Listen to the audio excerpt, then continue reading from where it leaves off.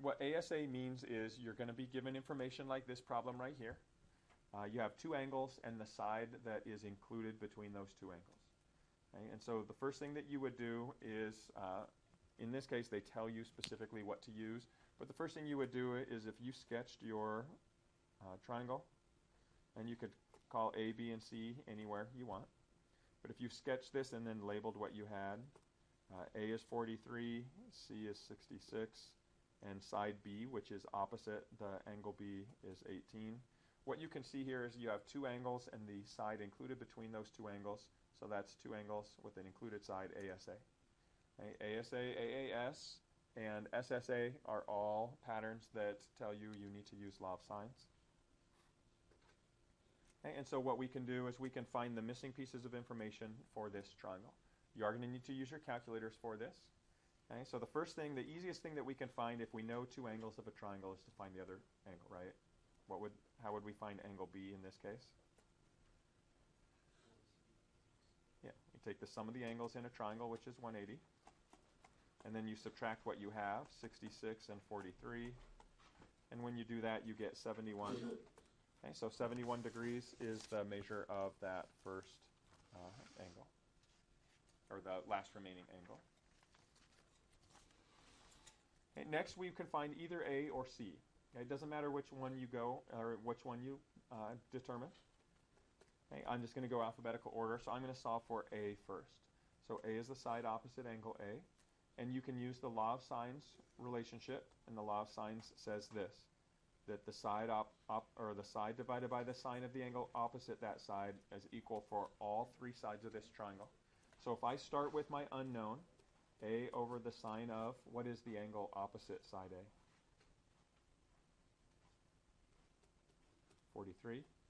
Okay, and that's going to equal, and what's going to happen is you will have one known ratio, one known pair of angle and opposite side. And so right here, that is B in this particular case.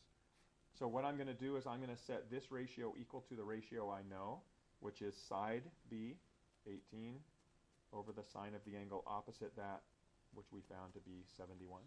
So this is the equation I'm going to look to solve. Now, I can either use the solve feature of my calculator to do this, right, or what I can do to isolate A is I can just multiply both sides by the sine of 43.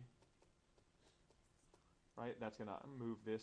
This just goes to the other side here, and we get our calculation for this to be 18 divided by the sine of 71, and then multiply that by the sine of 43. Okay, I do want my answer to have a decimal in it. I'm also using degrees now, so because we are dealing with radians and degrees now, you need to make sure you're in the correct mode on your calculator. I'm in DEG or degree mode, so I'm fine. When I hit enter, I get my solution of 12.98 approximately.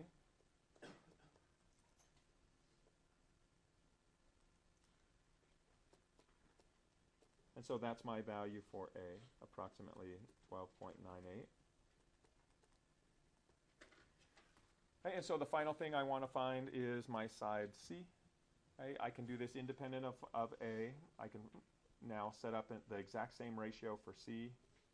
C over the sine of the angle opposite it. Opposite C is 66 degrees. And set that equal to the exact same original ratio. My known ratio is 18 over sine of 71. So I'm going to do the same thing. I can either solve, this time I'll use the solve feature to show how you can do that. Okay, so this time you can solve for C using the solve feature.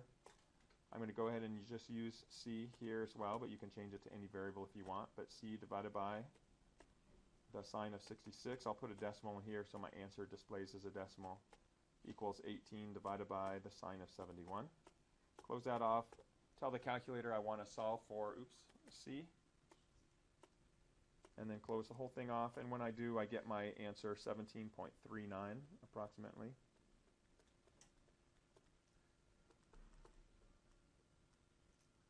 And that would be my solution.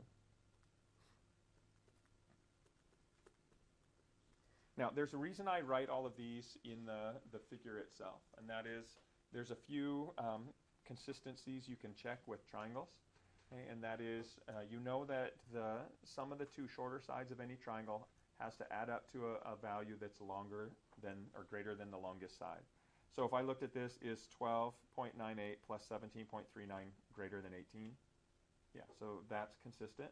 The other thing that you can check for consistency-wise is my longest side opposite the largest angle? Yes. Is my shortest side opposite the smallest angle? Yes. Okay, so those are the two things that you can check on, and just again to kind of see, is it consistent with what you know about triangles?